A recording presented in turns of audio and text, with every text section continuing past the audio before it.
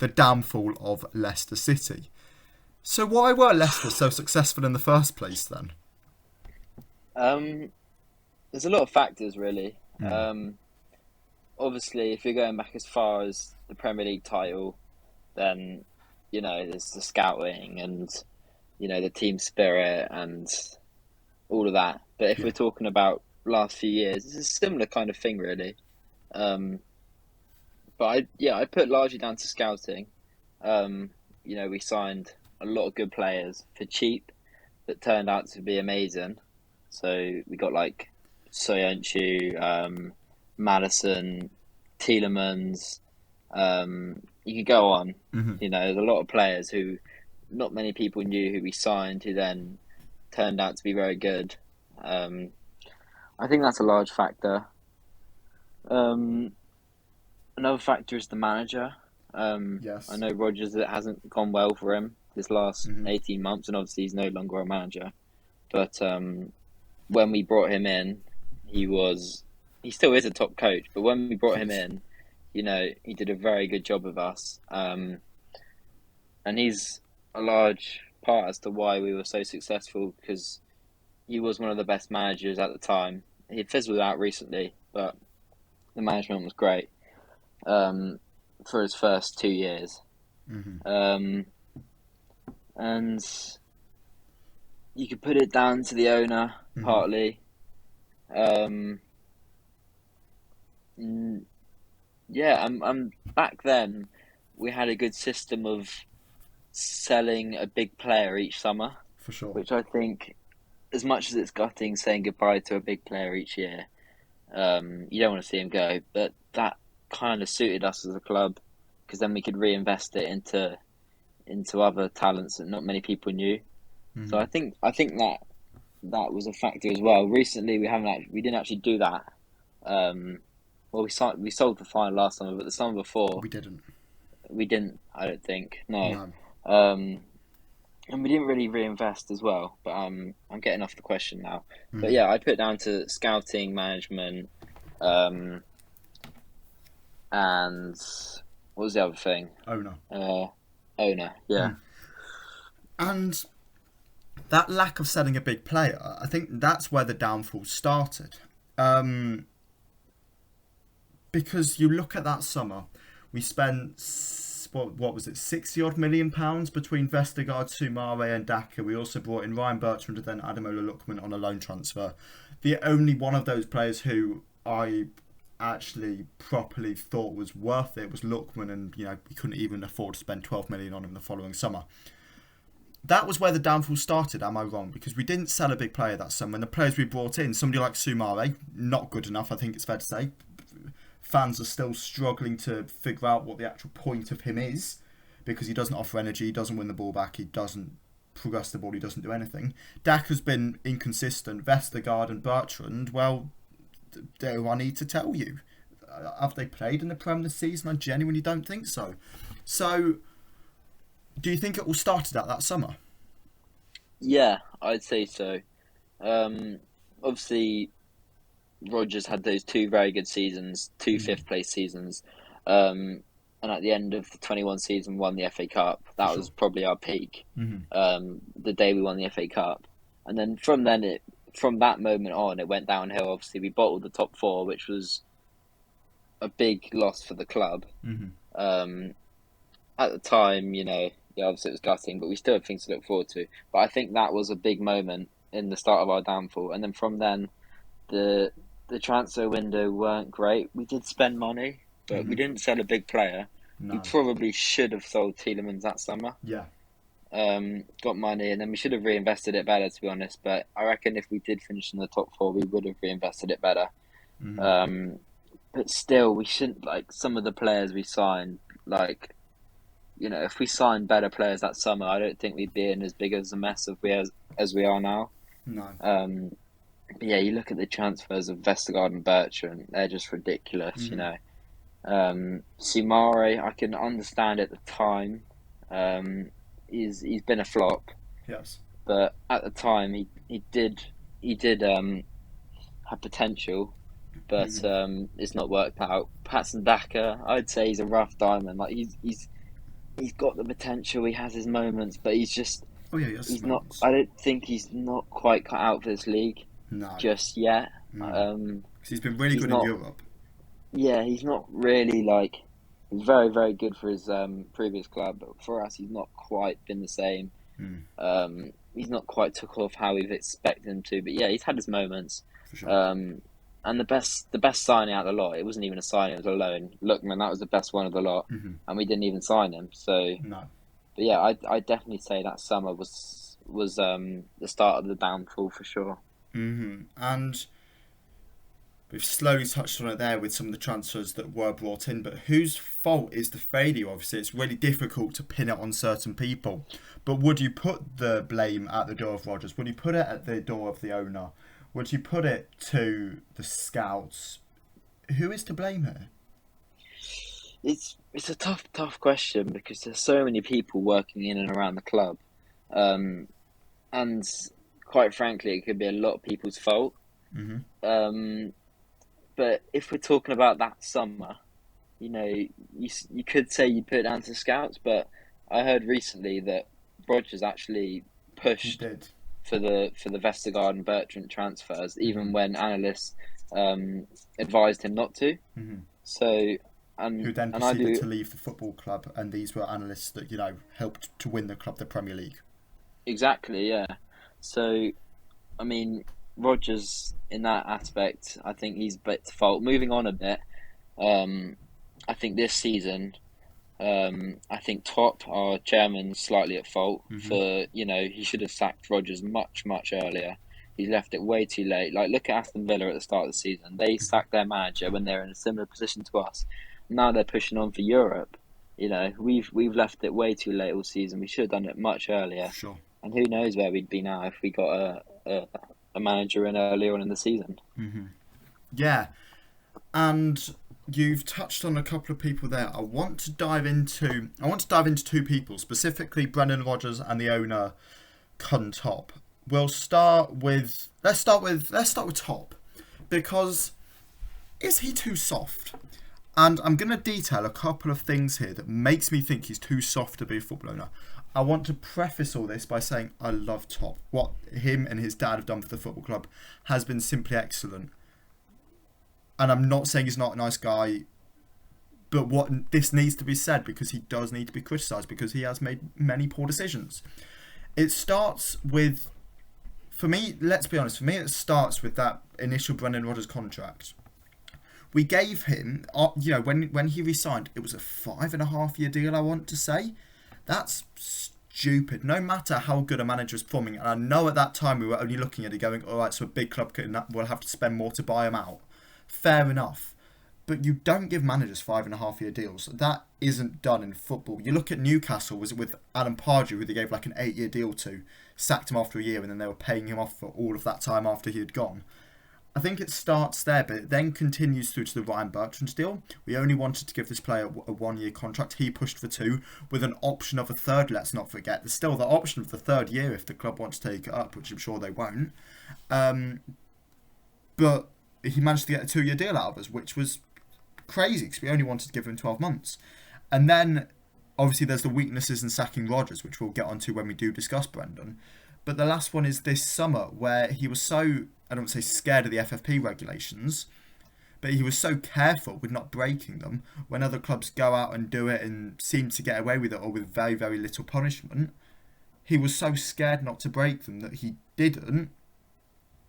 And now that means we're possibly going to be looking into the Championship. How much do you think Top is to blame for all of this? Yeah, it's tough to say because, him and his father, they've done so much for the club. Vichai, I mean, he took us to new levels. Sure. And then, obviously, Top's taken over. He's done a good job. Like, I don't want to say he's not, but I don't think he's got the same ruthlessness that Vichai had. Like, Vichai, he sacked Ranieri the year after we won the league because we were in trouble. Top didn't sack Rodgers soon enough, the year after we won the FA Cup. It's a similar kind of position. and scenario, but he didn't take action.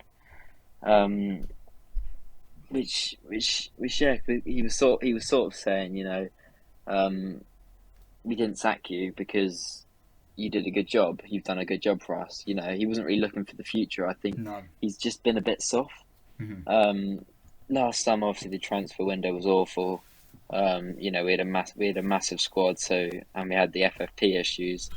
Hmm. Some would look at it and say it's smart that we didn't, get into financial trouble, but others would look at it and say we should have just spent, like we needed players. But Mm. that one's a tough one because you don't want to get into financial trouble, No. um, and now we're free from it, but maybe it's a little bit late now. Mm. But yeah, I do agree that potentially he is a little bit soft, um, and yeah, I'm not sure how he's let it get this bad. In all honesty, No, and again to touch on that, there are ways to get around that though. Something like a loan with a obligation to buy at the end of it. That was what was it Atalanta wanted for Boga, and we sort of went, no, we don't want to do that. We don't want to pay 20 million. We don't want to be forced into paying 20 million. That's fair enough, but also if you're in financial trouble, at least it's a new player. Do you look at it and think, we should have gone for those? I don't think Boga's been particularly excellent this season in Serie A, so I'm not trying to say that he was the one. But there are ways to get around it, and Top not doing that, does it seem ignorant from you that we are too good enough to go down, which obviously we're not? I think yeah, a little bit. The way it seemed, especially with Rodgers as well, Mm. all season they've kind of just been thinking, oh, we're going to be fine, we're going to be fine. Like, until Dean Smith's come in. Dean Smith's obviously, he's been real. He's been saying like, he knows our situation and he knows we're in a relegation fight. But I think with Rodgers and Top, I'm not sure they quite knew. Well, maybe they did know, but they never said like they never admitted like how bad of a situation we're No. in. You know, I do think it is ignorance a little bit. Like, I don't want to disrespect Top or anything, but I just feel like he could have done more to stop this. Mm. For sure, for sure. And then we can move on to the other big person at fault. We can move into some things within that and within Top, which we'll go on to sort of in a second. But Brendan Rodgers, how much is he at fault for this? Is it, you look at his interviews. That's one thing I want to touch on. His interviews has obviously been horrendous this whole time. Constantly, even once the summer window had ended, saying he wants new players. Well, you're not going to get them, Brendan. So shut up.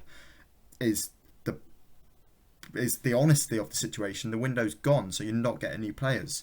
Um, his tactics at times this season. It his isolation of certain players. Look at somebody like Kaglosunchu, who has been brought straight back in under Dean Smith. He was just Yeah, expelled more or less from the first team and just pretended like he wasn't there. How much is Brendan Rodgers at fault for this downfall? largely at fault, I'd say. If I had to say one name who's at fault the most, I'd say him. Mm-hmm. I do want to say that it's not all his fault because I mean the players. I think the players themselves could have done a lot better. Mm-hmm. Um, and they haven't given it everything at all times. Like, I have felt sorry for him a little bit. Like he hasn't obviously been able to spend in the summer. Um, and yeah, but I do feel like a lot of it is his fault. This season, like we've just dropped off, and he's just not motivated the players at all. Like they're never up for the fight. They're just all so soft, um, and poor tactics and poor substitutions. Um, I do think a lot of it is for him to blame. And the Soyuncu thing, it's just crazy. Like how we've got a player who's off. He's probably going to be off to Atletico in the Mm-hmm. summer. You know, playing European football, playing at the top level. Like how we've had him not even play this year, except from obviously yesterday against Man City. Um, He's barely played. he's barely played, and that's shocking management from Brendan Rodgers, Mm. because we've got a top class player there, top class defender, and he's been playing the likes of Daniel Amati over him. Like, I just think that case in particular is ridiculous, and I think a lot of it is to blame for Brendan Rodgers. And then I guess the last person that we have to look at is, and I don't want to pin this will be a mix of top, directors of football. You could look at John Rodkin, you could look at Susan Whelan, and you could also look at Brendan Rodgers for this. But the contracts being handed out to these players, how much has this deterred us, and how much has this contributed to the downfall? Because some of these contracts have been horrendous. I mean, for an example, £70,000 a week for Ryan Bertrand for a 2-year deal. Yeah, it's ridiculous. Some of these people giving out these deals. I don't even know who it is, to be honest. But you look at our wage bill. It's just ridiculous. You've got like Luke Thomas is on like 60-70 grand a week. He's not even the worst of the lot. But then you've got obviously Vestergaard and Bertrand who are on crazy numbers. Obviously the Rodgers deal itself was ridiculous. 10 million a year, third highest paying manager in the league. Mental, yeah. And then I think the length of the contracts, you look at the Tielemans one. Like, how have we let it get to the point where he's going to go on a free this summer? Soyuncu as well, and Maddison's going to be in his last year, so we're not going to get as much from him this summer. But it's just crazy, these deals. Like, I think it's really, really poor. For sure. And then this has been very depressing, so we will bring up the mood again. How do we return to the former glory days? That's such a tough question. I'm sorry, because if you knew it, you'd be employed by the club. But exactly. I think a serious rebuild is needed. That consists of selling almost half the team. Obviously, whether we stick with Dean Smith or go for someone like Potter for a long-term plan, I don't know. But it really depends if we stay up or go down. If we go down, I think obviously most of the players will leave. There'll be a big rebuild. We'll still have a decent team in the Championship. We'll have to have a good transfer window. Obviously, hopefully get promoted in the first year. And then from there, I guess it's, scouting and recruitment. Obviously we need a good manager. But the way we got to success in the first place was a lot of it was scouting.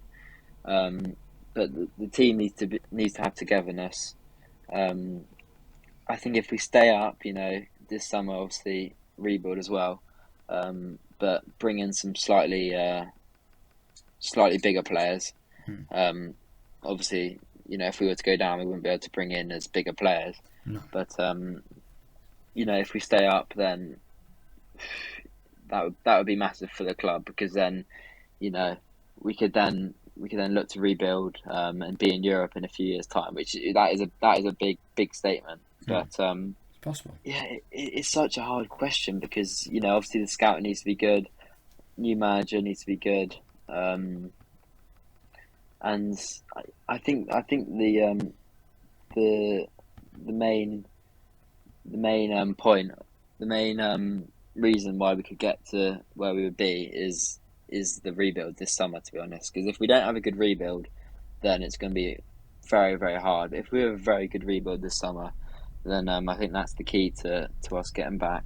And then last but not least, if the club does go down, I don't want to say would it be good for the club, because obviously no relegation for a club ever is good, but you do look at some sides who have gone down to the Championship. Let's take Burnley, for example. Gone down as well, straight back up with a new and improved side, and you can see it doing quite well in the Prem. How bad would relegation be for Leicester City? That's, again, a tough question. I've always said relegation for a club is never, ever good. No. It's never good. But for us, potentially, it could do us good. Potentially. But that would only be, if we go down and then obviously come straight back up again, like with a new manager, like a new team, like what Burnley have done, as you said. Just rebuilding that way. But I think relegation for us wouldn't be good at all because yes, Championship football, we probably would do well in the league Championship, um, and we'd hopefully get promoted. But you look at our wage list and all that, and all the big players we have, they'd all be gone. Um, you look at Vardy, like next year, we'd probably want to keep him in the Championship. But he's on plus 100 grand a week. Oh yeah, You know, easily. how are we gonna get these players to take wage cuts? Like, we wouldn't be able to afford that wage in the Championship. No. And then again, another part is the financial side of getting relegated. We'd lose so much money, so Mm. much money.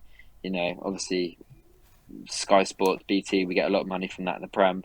Championship, there would be nowhere near as much money coming from that. Um, No. so I think partly it could be good, because then we're sort of taking a step back, rebuilding, and then hopefully coming back up and with a new team and a new project. But I think I I think it wouldn't be good for the club in the we got the stadium expansion coming. I don't think we need that personally, No. relegation wouldn't be good for us. I would say. No. All right. Fair enough. So there we go. That's the downfall of Leicester City and kind of how to fix them. I can't call this how to fix Leicester City. I can't do it. So Because there's so many factors that would come into that. and I've already done it at least twice. Because I'm just depressed. So there we go. We'll return into the next part with who stays at the football club if we do go down.